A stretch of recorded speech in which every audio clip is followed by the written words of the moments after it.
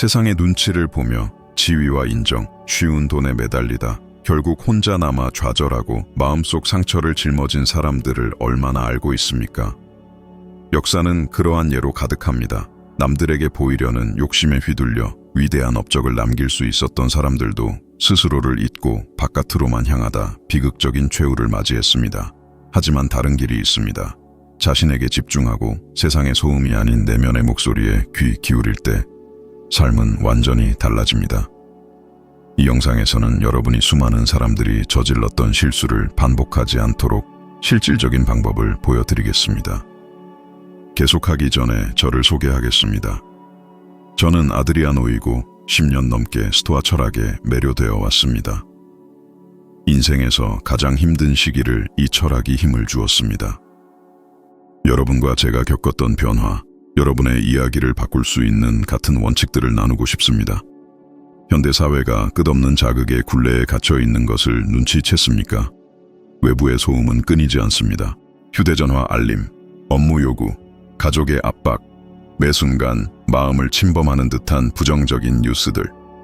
대부분의 사람들은 마치 선택의 여지가 없는 것처럼 이 소용돌이 속에서 하루를 시작하고 마무리합니다. 문제는 이 과도한 자극이 우리에게 가장 필요한 것, 즉 내면의 평정을 빼앗는다는 것입니다. 그래서 많은 사람들이 모든 것을 가지고 있음에도 불구하고 설명할 수 없을 만큼 지치고 짜증이 나고 공허함을 느낍니다. 내면의 고요는 사치가 아니라 필수적인 요소입니다. 고대 스토아 학자들은 이를 알고 있었습니다. 마르쿠스 아우렐리우스는 그의 묵상록에서 이렇게 썼습니다. 자신과 조화로운 자는 우주와도 조화롭다. 그는 평화로운 순간이 아닌 전쟁을 지휘하고 배신에 맞서며 광대한 제국을 다스리는 혼란스러운 로마 황제의 삶 속에서 이 말을 했습니다. 그럼에도 그는 진정한 안식처가 외부가 아니라 내면에 있음을 이해했습니다. 오늘날 대부분의 사람들은 도시나 직장을 바꾸거나 불편한 사람들과 거리를 두면 평화를 찾을 것이라고 믿는 것이 아이러니합니다. 하지만 그들은 내면의 고요가 없다면 세상의 소음은 항상 그들에게 다가올 것이라는 사실을 깨닫지 못합니다. 자신에게 집중하면 모든 외부의 자극에 반응할 필요가 없다는 것을 깨닫게 됩니다. 얼마나 많은 경우에 의미 없는 일에 대해 단순히 무시할 수 없어서 논쟁을 벌였습니까? 이는 마음이 즉각적으로 반응하는 데 익숙해져서 단순히 관찰하는 방법을 잊어버렸기 때문입니다. 스토아 철학은 우리에게 이탈, 즉 우리가 지금 감정적 자제력이라고 부르는 것을 가르칩니다. 감정을 억압하는 것이 아니라 감정에 휘둘리지 않는 것입니다. 실제로 이것은 간단하게 시작할 수 있습니다. 아침에 일어나 소셜미디어를 확인하는 대신 10분 동안 3가지를 적어보세요. 오늘 정말로 해야 할 일, 자신의 통제력을 벗어난 일, 그리고 외부에서 무슨 일이 일어나든 유지하고 싶은 태도입니다. 이 연습은 작아 보이지만 마음을 본질에 집중하게 하고 소음에 휘둘리지 않도록 훈련하는 방법입니다. 현대 연구에 따르면 이러한 종류의 매일 자기 성찰을 실천하는 사람들은 하루 종일 인지된 스트레스 수준을 최대 30%까지 줄일 수 있다고 합니다. 다시 말해 마르쿠스 아우렐리우스가 거의 2000년 전에 실천한 것이 이제 과학적으로 증명되었습니다. 그리고 여기서 이 원칙을 무시한 사람들의 삶이 보여주는 예시를 기억하는 것이 중요합니다. 에이미 와인하우스는 독특한 목소리와 부인할 수 없는 재능을 가지고 있었지만 비판, 압력, 명성, 중독과 같은 외부 소음에 완전히 휩싸였습니다. 그녀는 결코 내면의 고요를 갈고 닦지 않았고 그 결과는 비극적이었습니다. 이제 세계 최대 기업 중 하나를 이끌고 있음에도 불구하고 침묵 속에서 물러앉아 반성하고 읽고 창의적인 해결책을 생각하는 하루를 따로 정하는 빌 게이츠와 비교해보세요. 차이는 집중력에 있습니다.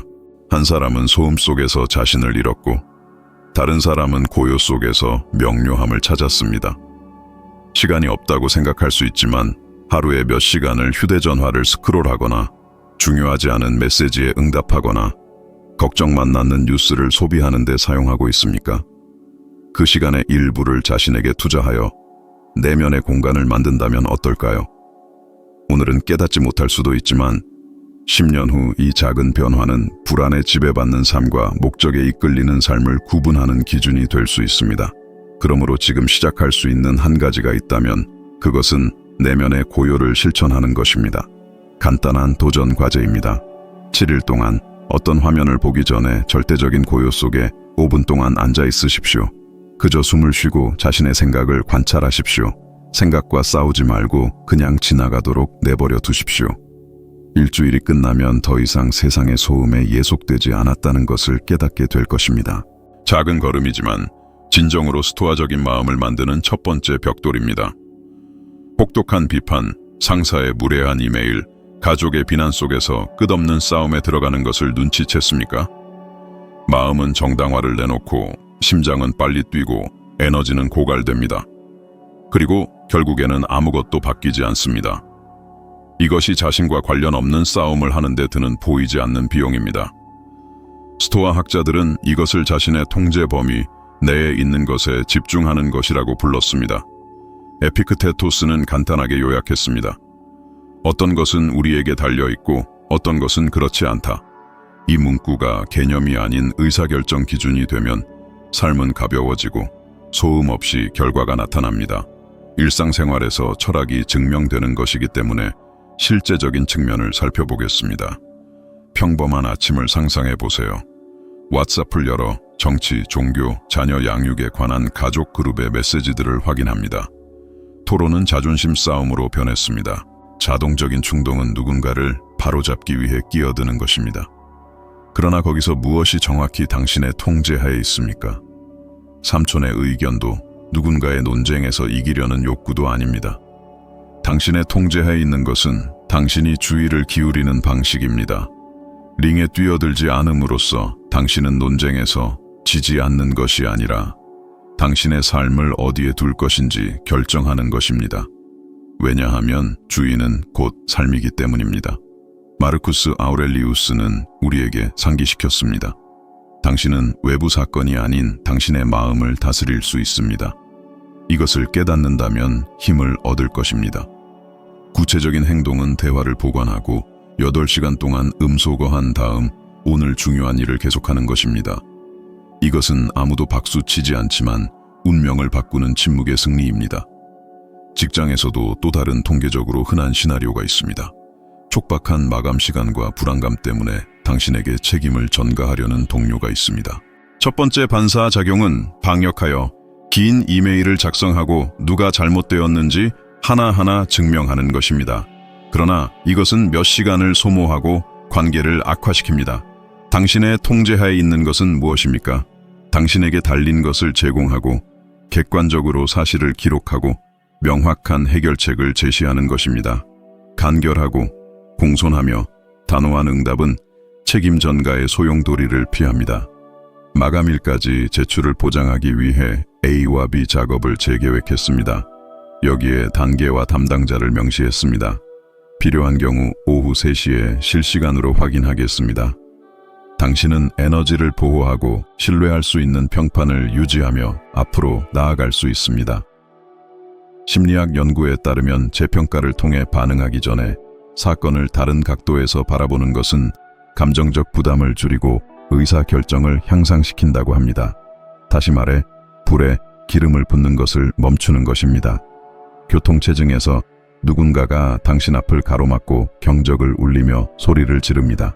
당신은 다른 사람의 운전을 통제할 수 없지만 당신의 호흡과 앞으로 10초 동안 당신이 무엇을 할지는 통제할 수 있습니다. 숨을 깊이 들이쉬고 천천히 내쉬고 눈을 도로에 고정하는 것은 수동적인 것이 아니라 전략입니다. 그 순간 훈계를 함으로써 무엇을 얻습니까? 아무것도 없습니다. 그날 남은 시간 동안 그 짜증을 가지고 다니거나 충돌하면 무엇을 잃습니까? 많은 것을 잃습니다. 싸움을 선택하는 것은 실시간으로 비용 편익 계산을 하는 것입니다. 스토아 학자들은 이것을 실용적인 지혜라고 부를 것입니다. 여기서 공공의 예가 길을 비춥니다. 마이클 조던은 그의 완벽주의로 비판을 받았고 도발자들에게 끊임없이 응답하라는 압력을 받았습니다. 그의 대응은 다른 사람들보다 더 열심히 훈련하고 압력을 집중력으로 바꾸고 자신의 영향력을 진정으로 발휘할 수 있는 곳, 즉 준비, 실행, 일관성에 에너지를 집중하는 것이었습니다. 이러한 의도적인 집중은 전설을 만들었습니다. 반면에 마이크 타이슨은 전성기 시절에 링과 아무런 관련이 없는 평행적인 갈등, 싸움, 충동의 에너지를 낭비했습니다. 그의 재능은 뛰어났지만 그가 선택한 싸움은 종종 중요한 싸움이 아니었습니다. 이것은 도덕적 판단이 아니라 실용적인 관찰입니다. 당신이 통제하는 것에 에너지를 투자할 때 당신은 성장합니다. 당신이 통제할 수 없는 것에 에너지를 쏟을 때 당신은 시듭니다. 이 아이디어를 습관으로 만들려면 제가 따르는 사람들에게 가르치는 간단한 도구인 세원의 매트릭스를 사용하십시오. 종이에 3개의 열을 그립니다. 첫 번째 열은 통제, 당신에게 달린 직접적인 행동, 오늘 잘 자기, 미팅 준비하기, 50분 동안 알림 끄기, 방해가 되는 초대 거절하기. 두 번째 열은 영향, 당신에게만 달린 것이 아니지만 명확한 의사소통, 관계, 모범을 통해 움직일 수 있는 것, 마감일 연장 요청, 범위 협상, 구체적인 피드백 제공.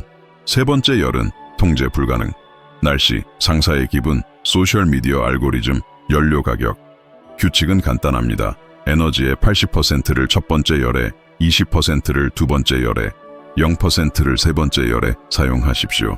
0%는 말 그대로 숙고, 공상대화, 무의미한 논쟁에 연료를 공급하지 않는다는 것을 의미합니다. 에픽테토스는 이렇게 말했습니다.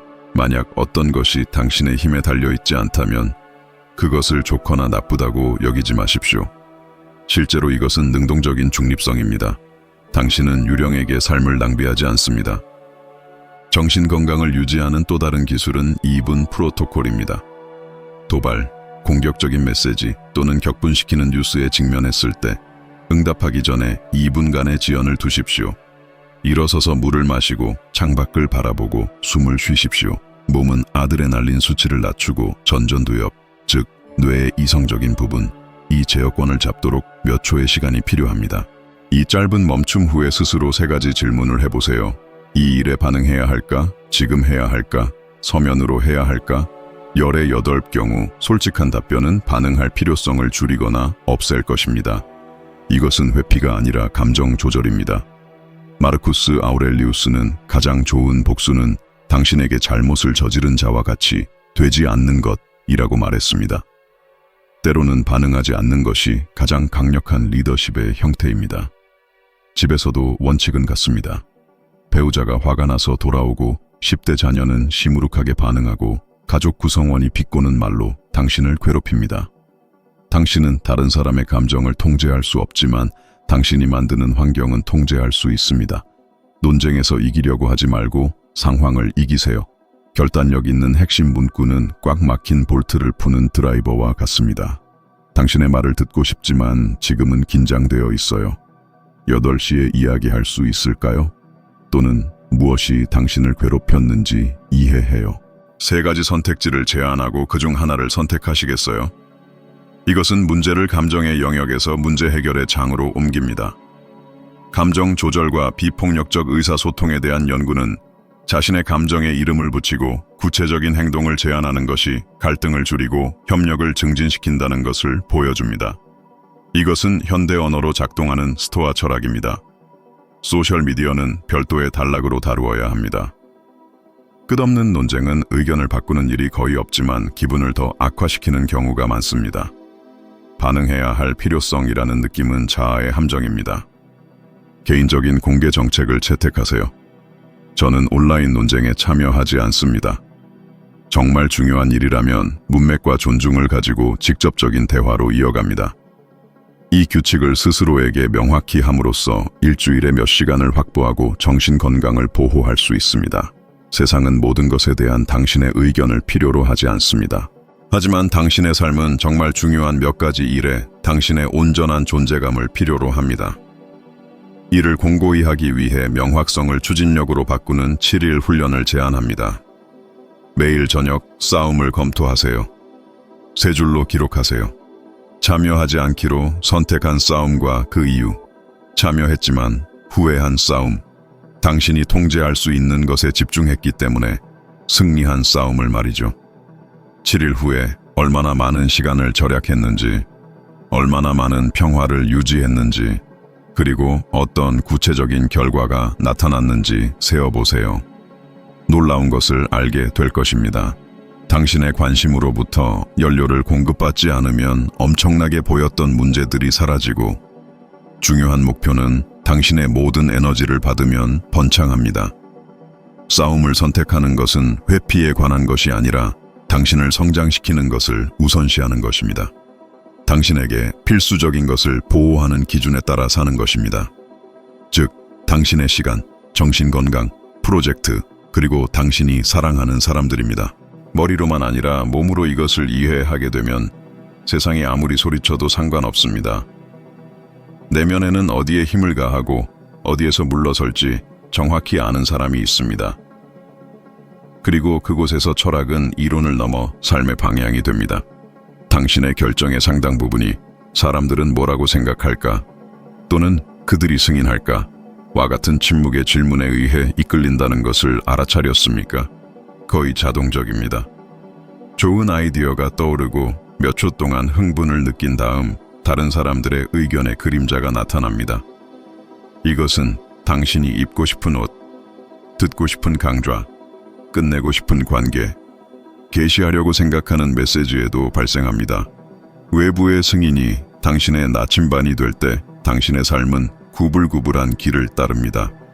마르쿠스 아우렐리우스는 놀랍습니다.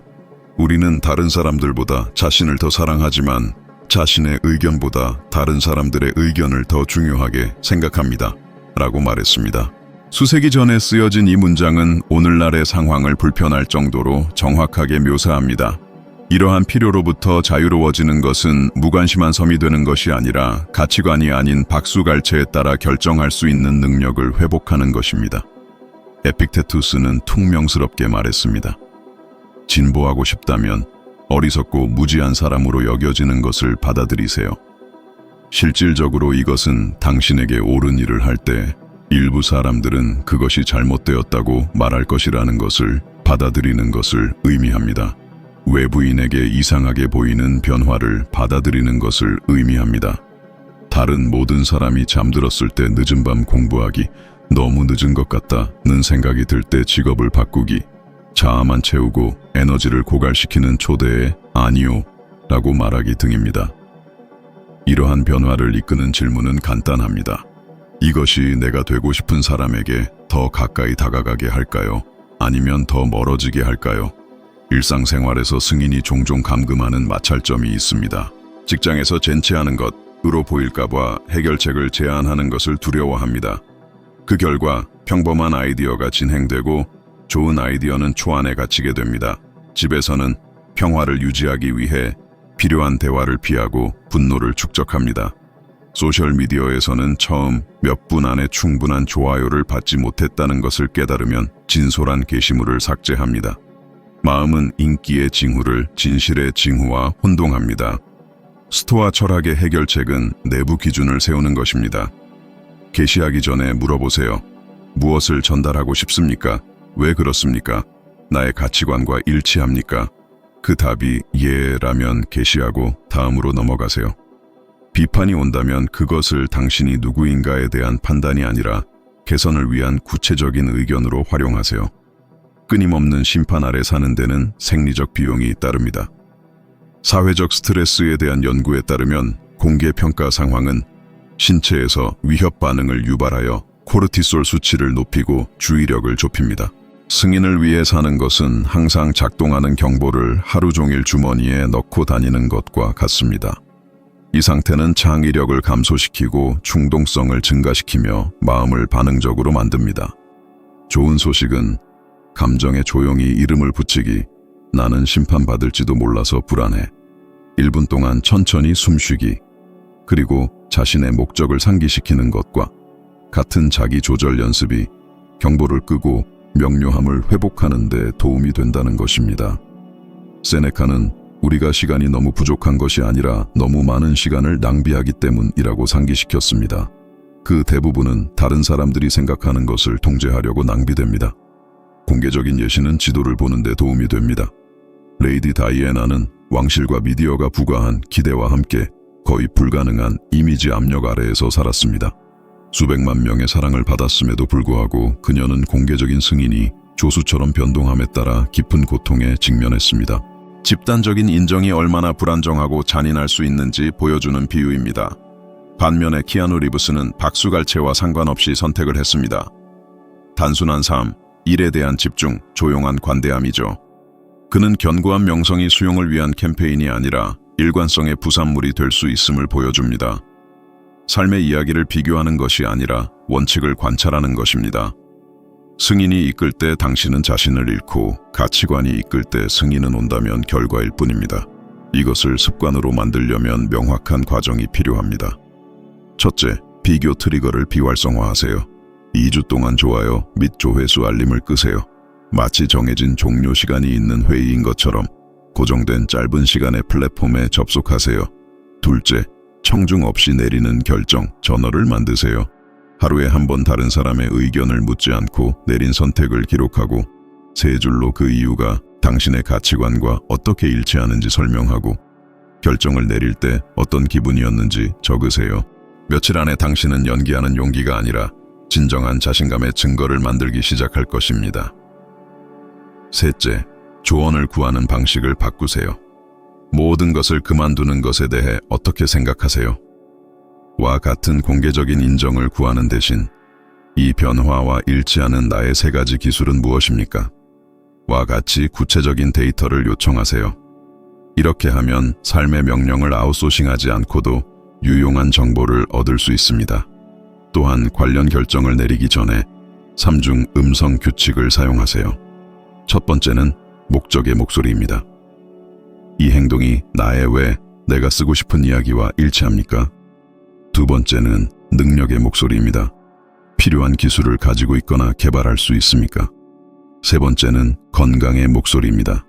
이것이 나의 관계, 나의 몸, 나의 수면을 보존합니까? 세 목소리 중 2개가 예라고 말하면 진행하세요. 외부 승인의 목소리만 외치고 있다면 한 발 물러서서 다시 생각해 보세요. 이 필터는 결정을 무대에서 무대 뒤편으로 옮기는데 거기서 중요한 것은 빛나는 것이 아니라 유지하는 것입니다. 많은 사람들을 곤란하게 만드는 심리적 세부사항이 있습니다. 마음은 비판의 영향을 과대평가하고 잘 선택된 확신의 힘을 과소평가합니다. 부정적인 댓글을 읽으면 다른 모든 일이 잘 되었다는 것을 잊어버리기 쉽습니다. 따라서 자율성의 증거라는 간단한 파일을 구현하세요.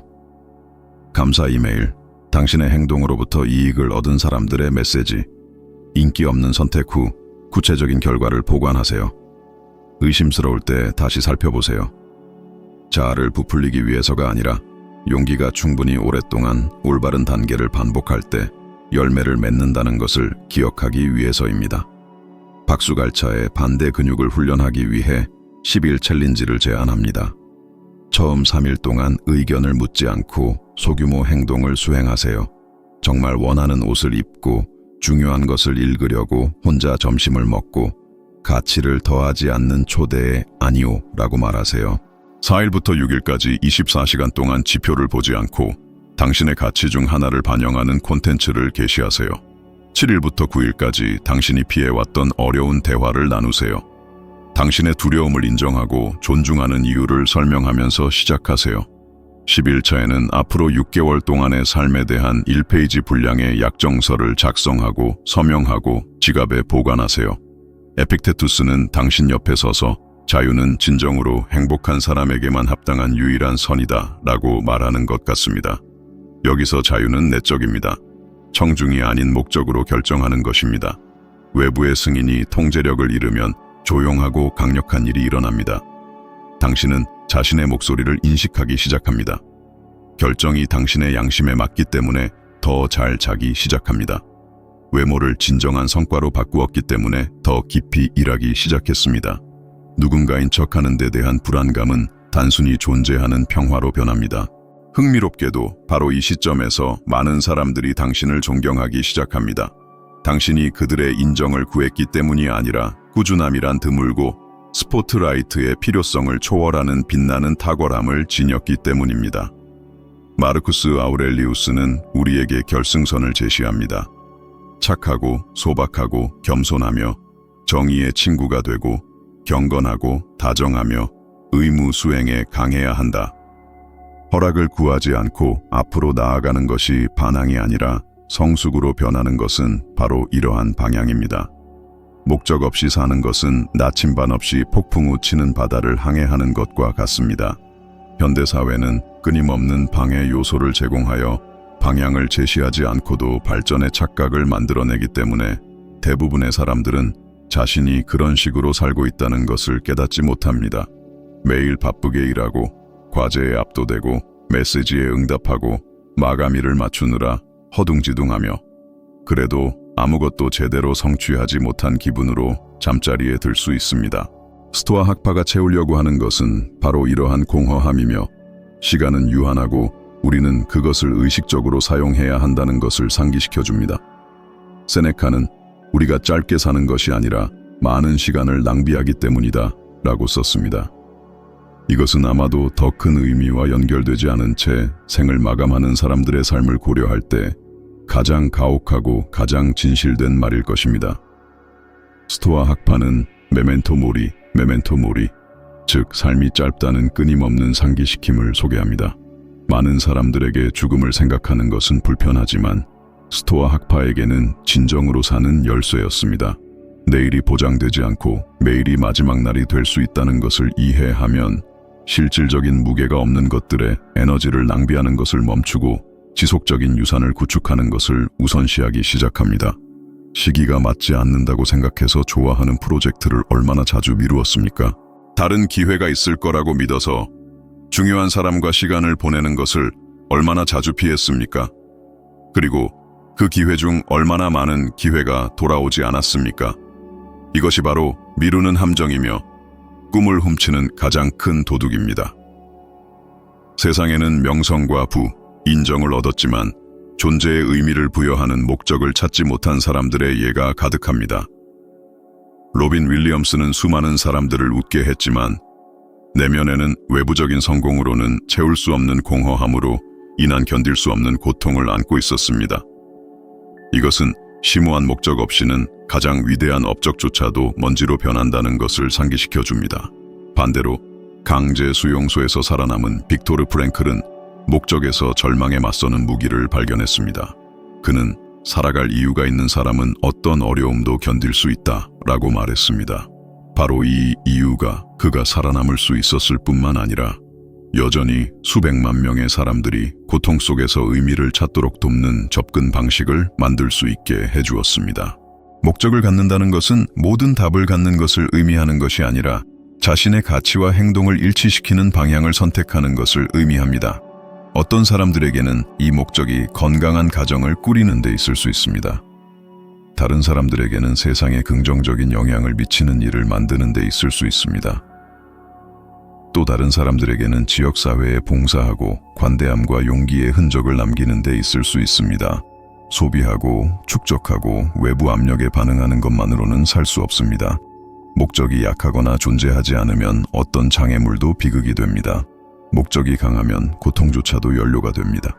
실제로 이러한 목적을 찾는 것은 간단한 질문으로 시작하지만 답하기 위해서는 용기가 필요한 질문입니다. 아무도 박수치지 않더라도 무엇을 할 것입니까? 즉각적인 금전적 보상이 없더라도 어떤 활동을 할 것입니까? 5년밖에 살 수 없다는 것을 알고 있다면 어떤 유산을 남기고 싶습니까? 이러한 질문들은 환상을 꿰뚫고 본질을 가리킵니다.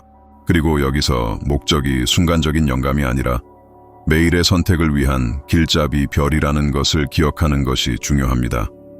의미 있는 삶을 위해 방해 요소로 가득한 삶을 거절하는 것입니다. 현대 연구는 이러한 고대의 지혜를 확인합니다.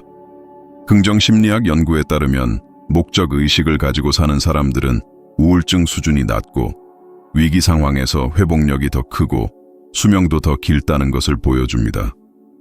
인간의 뇌는 감정을 정리하고 어려움을 이해하기 위해 이유가 필요합니다.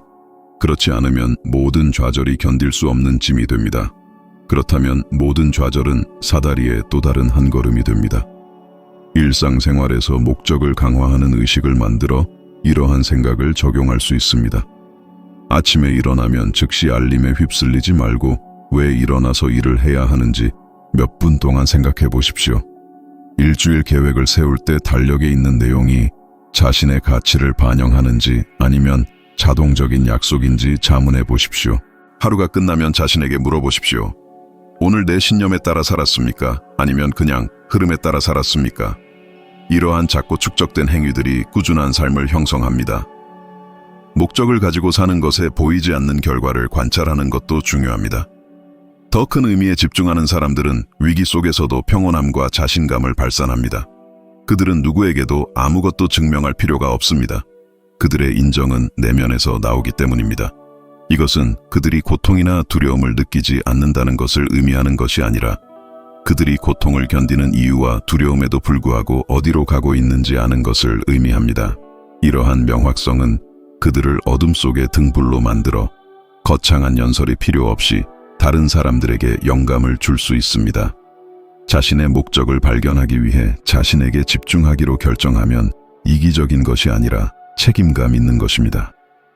방향 없는 삶은 자신에게만 위험한 것이 아니라 주변 사람들에게도 위험하기 때문입니다.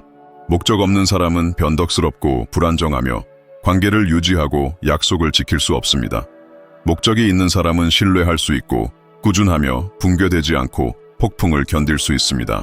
그리고 이러한 차이점은 세상을 더 나은 곳으로 만듭니다. 자신을 강하게 만들면 함께 걷는 모든 사람들을 강하게 만들기 때문입니다. 여기서 과제는 명확합니다. 앞으로 7일 동안 매일 20분씩 자신의 삶에서 정말 중요한 것에 대해 반성하거나 글을 쓰십시오. 검열 없이 글을 쓰고 말이 흘러나오게 하십시오. 일주일이 끝나면 모든 것을 읽고 패턴을 파악하십시오. 반복되는 주제, 두드러지는 가치, 나타나려고 애쓰는 꿈이 있다는 것을 알게 될 것입니다. 이것이 당신의 목적의 첫 번째 흔적입니다. 갑작스러운 계시로 나타날 것이라고 기대하지 마십시오. 목적은 외부에서 찾는 것이 아니라 내면에서 만들어지는 것입니다. 그러므로 목적을 가지고 살기로 선택한다는 것은 자신이 가진 시간을 낭비하지 않기로 선택하는 것입니다. 당신의 삶과 당신의 길을 건너는 사람들을 존중하기로 선택하는 것입니다. 그리고 이것을 적용하면 명성이나 인정, 박수갈채가 필요 없다는 것을 알게 됩니다. 당신은 자신이 누구이고 어디로 가고 있는지에 대한 명확성만 있으면 됩니다. 그리고 이러한 명확성이 매일을 처음이자 마지막 날처럼 살 수 있는 힘을 줍니다. 이것은 평범한 삶을 특별한 삶으로 바꾸는 것입니다. 그리고 자신을 다스리는 데 기울이는 모든 반성과 모든 발걸음이 당신 안에 싹트는 씨앗이라는 것을 기억하십시오. 모든 것을 한꺼번에 바꾸는 것이 아니라 조금씩 성장하고 스토아 학파의 지혜의 사다리를 한 걸음씩 오르는 것입니다. 지금 당신이 저를 듣는 동안 화면에 또 다른 비디오가 나타나 이 길을 더 깊이 이끌어 당신이 조금 더 발전하여 현재보다 1% 더 나은 사람이 될 수 있도록 도울 것입니다. 여기에 와주셔서 진심으로 감사드리며 다음 비디오에서 이 진화의 여정을 함께 계속하겠습니다.